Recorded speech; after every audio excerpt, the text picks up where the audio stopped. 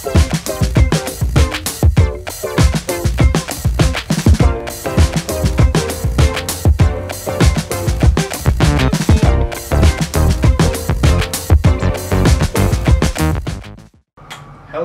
and welcome to Trending Topics. I'm Isaac Glidewell, and Bethany is out today due to some unforeseen circumstances. Today we have some people from Service Learning here with us today. Why don't you all introduce yourselves? Hi, my name is Louise Keller. I am the Service Learning Specialist here at the university. Hi, Kevin Feifer, Director of Service Learning at the University. All right, and this week we're going to interview these two for the podcast. And so our first question is, how do the service learning opportunities correspond with the university's charisms and therefore help spread the Sisters of Mercy's mission? Well, as you probably know, our charisms are mercy, justice, service, and hospitality. So service is right in that. It's one of the major parts of what we do here at the university. So service learning is a way that we can bring that into the academic classroom. So a lot of the charisms and the things that we do at the university in service, we do through volunteering and campus ministry and other ways, but service learning allows our faculty and our students to work together to provide service that brings in what they're actually doing in the classroom, the core concepts and stuff, and actually get out there and do some good. So it's kind of the mission of the university in action. Okay. Do you have any examples of how it has you've been able to put them together? Yeah, I think I could talk about one. So, one of the things we want to focus on is reciprocity in the service learning experience. So what I mean by that is that our students here at the university certainly are learning the academic content through the experience with the community partner, but also so that the community partner has an impact as well. One of the really great and cool impacts that I've seen over the years was through our occupational therapy department, where we had partnered with a local private elementary school called Rock Solid Academy through our occupational therapy department, where we did some mentoring, and through that experience a few years ago, through the service learning experience came a co-curricular service experience out of that. So one of the students had such it impacted her life so much that she said, I want to continue with this. I don't want it to just be this one semester working with these children. And through that experience, that partnership has continued for the last several years, where students from our MSOTA, which is our occupational therapy club, have gone to Rock Solid at least roughly 3 to 4 times each semester. Their final partnership for this academic year is actually going to be tomorrow, where the children from Rock Solid Academy are going to be coming here on campus to do some fun activities, have a pizza party. So a culmination of that experience. The student who approached me a few years back to want to continue that partnership, her name is Juliana Norris. She's a senior occupational therapy student this year, and she won a national award for the partnership that she helped create with Rock Solid Academy. Really? That's awesome. And to think that you guys had helped, not only helped by giving her the opportunity, but opening it up to new experiences and stuff like that, not only to her, but to other people and the children. That's absolutely astonishing. So rolling into our next question here. So since there are a lot of hands-on community involvement within the service learning, what do you guys, as the director and specialist, believe the most beneficial experience one can gain from being involved? So certainly, one of the outcomes we hope all students get out of it is teaching civic responsibility. So learning not only the academic content, your academic major while you're here, such as communication, but also the impact you can have long term on your community by helping in ways sometimes that you haven't even thought about before. A lot of the times, the service learning experience really does open your eyes. You get to see some of the challenges that are impacting the community, and through your academic discipline, you get to learn how to actually help and change some of the challenges that is impacting the community. Yeah.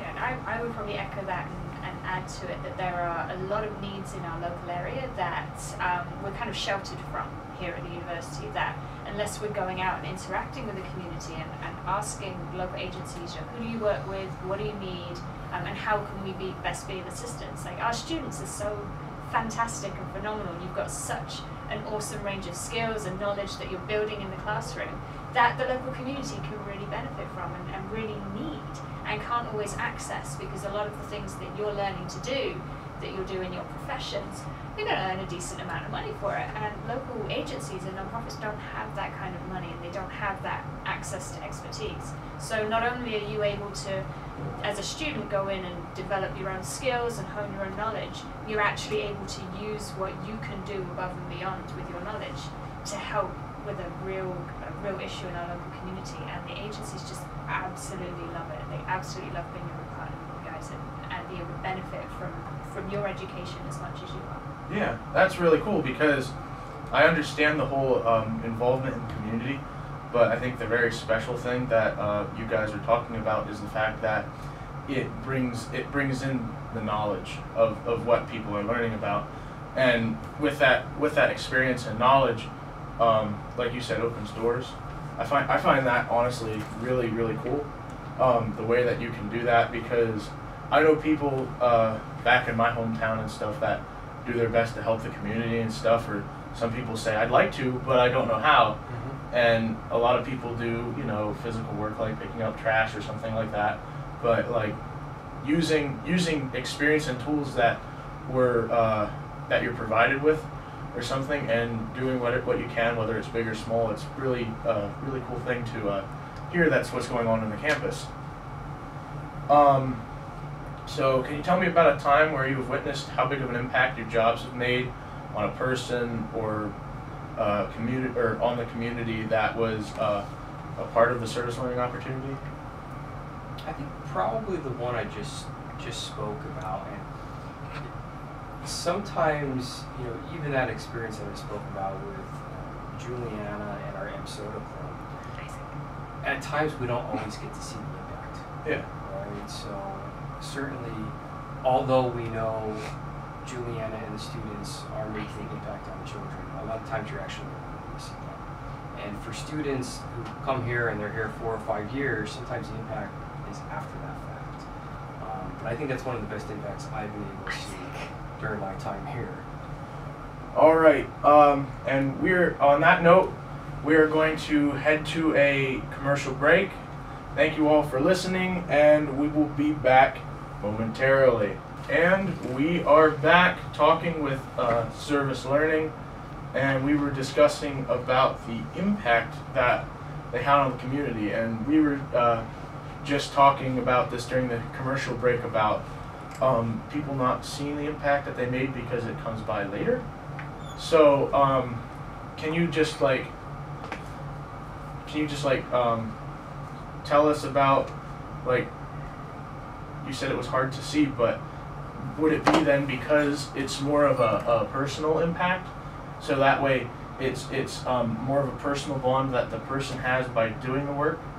Is that the impact that you see when it does that? Or so one of the opportunities that I embed in the classes that I teach here at the university, the one I've done for the last several years has been partnering with the American Red Cross through our Principles of Marketing class, where we host and promote a blood drive here on campus.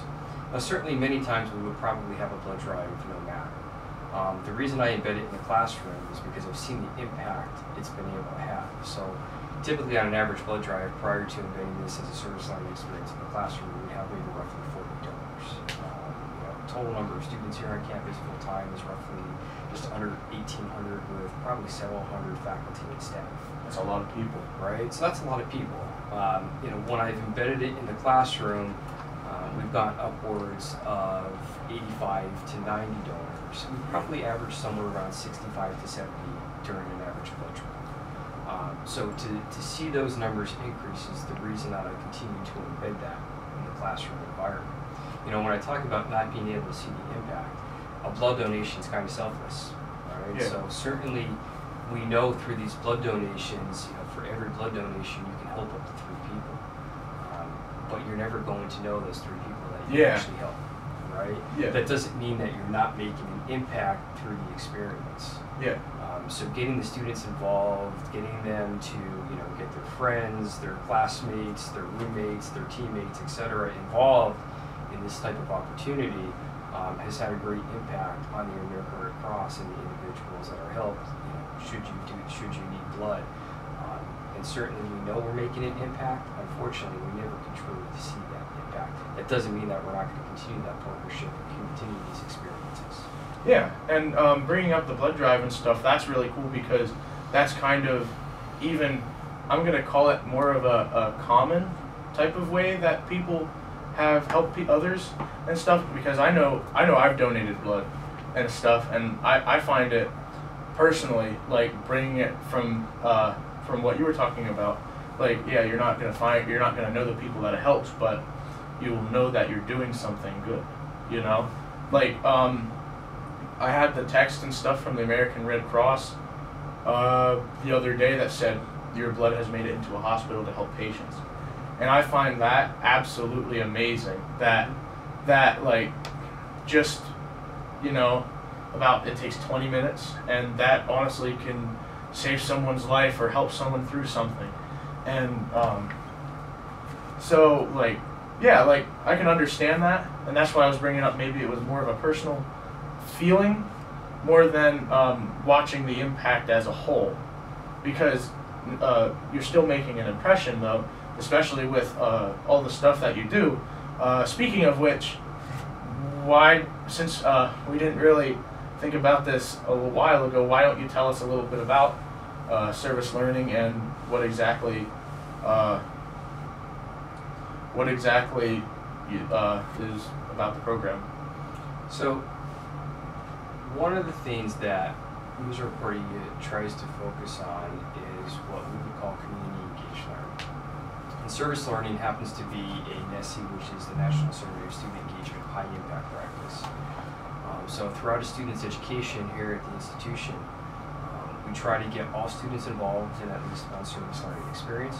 Many students will complete internship opportunities, many students will complete field work, clinical, some might do study abroad, study away as well. So creating a whole student, not just the academic content that you're learning in the course. One of the outcomes that we hope happens and we believe happens through the service learning experience for students is development of what we would call 21st century skills. Those skill set outside of your hard skill that employers are truly looking for in the next generation of employees, and that's problem solving, critical thinking, communication skills, and we do believe that's part of the experience that students get out of it as well from that perspective. You know, we have 3 different forms of service experiences that we coordinate. So direct service, working directly with clients of the agency, a form of indirect service, which would be similar to the American Red Cross project that I explained to you. Yeah. And then some of our service learning experiences also have a form of advocacy within them.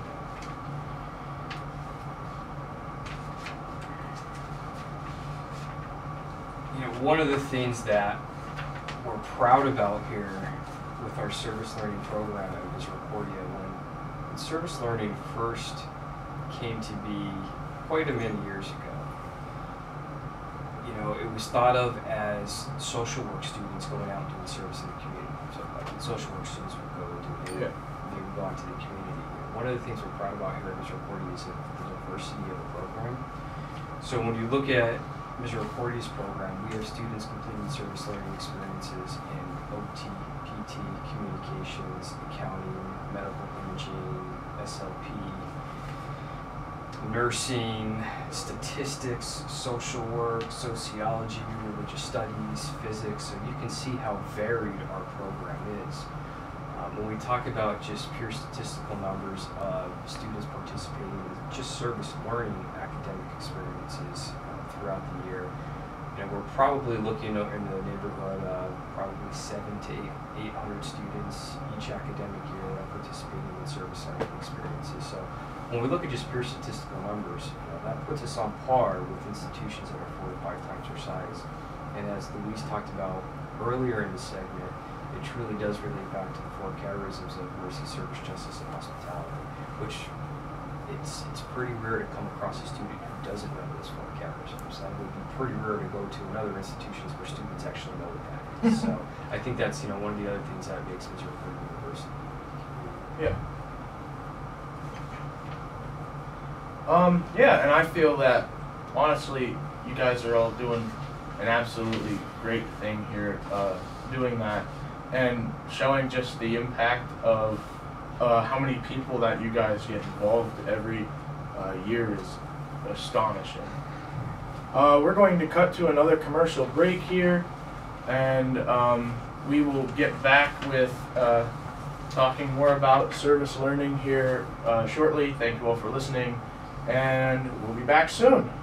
And we are back talking about service learning and just what it was about. And it was really neat to hear about all of the impact and stuff that you guys have had with increasing engagement. Talking about engagement and stuff, so has there been a lot of other things that have come out of and grown out of service learning that kind of add to helping the community? Absolutely. So as Kevin mentioned earlier, one of the things we're really big on is the reciprocity piece. So we want to make sure that what we're doing is meeting a real need in the local community. And the local community and our community partners come to us with all different kinds of things that they're looking for, different needs, and it doesn't always fit really nicely into a nice 15-week long semester. It's not always necessarily going to fit into a class. Sometimes it's a project that maybe begins in a class, but actually needs to continue on afterwards. So the example that Kevin gave earlier, the Rock Solid Academy program, is something that grew out of an initial service learning program. There was a much bigger need than just the class was able to deal with, and that's what Juliana and her fellow students went and worked on. But we've had a number of different projects come out of service learning experiences. So for example, we're actually working with the bio honors students right now. So a couple of years ago, we had a biology service learning class that didn't quite work out. They had a need at a local learning education centre, the Lake Lehman Early Learning Centre, and they wanted some educational programming for the kids in the after-school program around Earth Day and environmental awareness and recycling and all that kind of thing. And we were going to run it through a service learning class, but it didn't quite work out, so we actually partnered with bio honors students to run that program. And we're actually doing it tomorrow. It'll be the 3rd year now that we've actually run this program through the Bio Honors Club. And those students are going to be going out tomorrow morning and tomorrow afternoon to do activities with the kids, all sorts of fun games and stuff.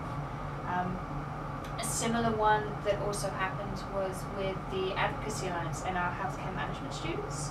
So the Advocacy Alliance were providing services to the local community to educate them on health insurance, how to navigate the health insurance marketplace. So if you needed health insurance, how did you go about finding it online through the Affordable Care Act stuff?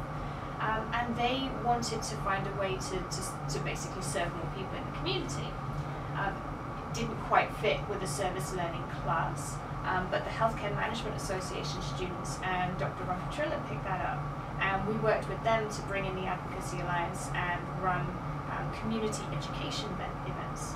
So our students sat with the educators from the Advocacy Alliance, learned how to navigate the marketplace, and then we opened up and invited the local community to come in with their insurance paperwork and sit down with our students and figure out how to get their health insurance sorted.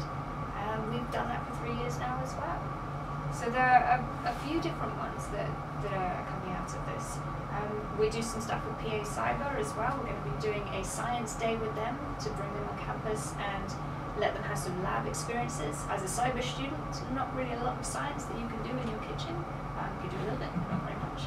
So we're going to be partnering with them and bringing them onto campus to do some physics and some biology lab work, and just have a chance to meet some of the needs of the community and the local area that's broader than just what we can do in the classroom.